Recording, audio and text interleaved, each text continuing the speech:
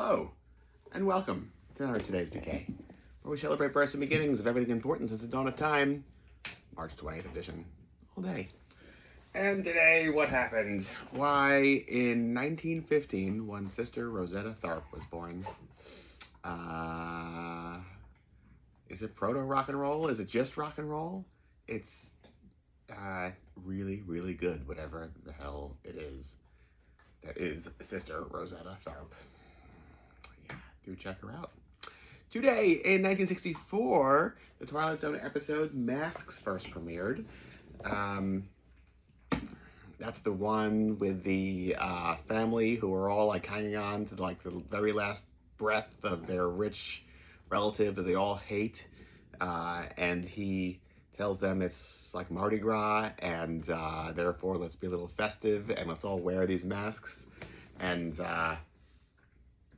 there's some sort of magical property to them where, well, I won't tell you what happens if you haven't seen it. You should just see the TV show, which is right here in the definitive Twilight Zone collection. The whole damn thing. There are so many Twilight Zone episodes, and most of them, if you watch them in like chronological order, you'd be really quite surprised at just how many there are. I think like the same ones kept getting replayed on like television. Always the hits, rarely the misses. Hello, misses. The masks though is not a miss. No, that goes straight to your head. What else? 2000 Maniacs will rise again. First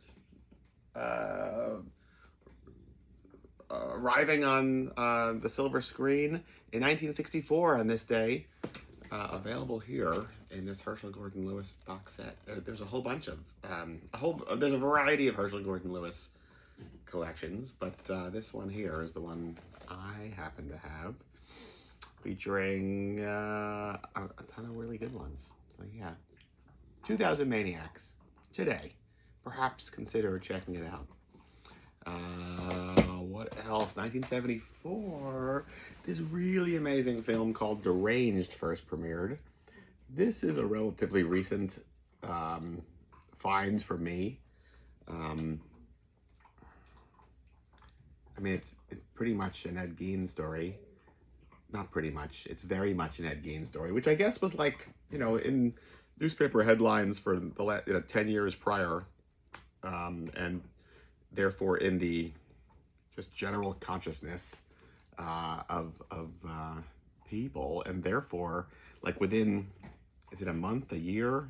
I'm not sure if it's a month. Within a very short span of time, this comes out, and then Texas Chainsaw Massacre. So like you think, okay, Texas Chainsaw Massacre is like doing its own version of Ed Gein, but this movie is like so brutal, and it just feels, I don't know. Maybe in part because I'm so familiar with Texas Chainsaw Massacre, so here's something brand new for me. I absolutely love this movie, Deranged. It's brutal. Yeah. 1978 today, the film Blue Sunshine premiered. Got it right here. What is this? Criterion? No. Who put this out? Synapse Films put this out. Love this box. Blue Sunshine is a really good twisted movie about a whole bunch of 1960s hippies that took this one specific tab of acid called Blue Sunshine that fast forward 10 years, and now they're all these counterculture people are all now part of the establishment, politicians, lawyers, doctors, you name it. But there's something 10 years later in this chemical compound they took that like makes all their hair fall out and get completely unhinged from reality and just want to attack people with axes, as you do. It's a really good movie, and it was, of course, the inspiration for the Meteors' Blue Sunshine song, which I remember I tracked this down because of the song, and I love when that happens.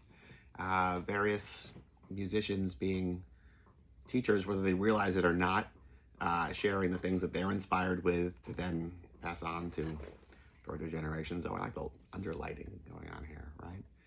I could get a tan this way, perhaps. Oh no, not a tan. Dun, dun, dun. Similarly, Tall Boys. I have a song, Through a Glass Darkly. And I remember also, like as a teenager, around the same time I was trying to find a copy of Blue Sunshine, I saw there was a Ingmar Bergman film, Through a Glass, or Through a Glass Darkly, I think, exactly, I think.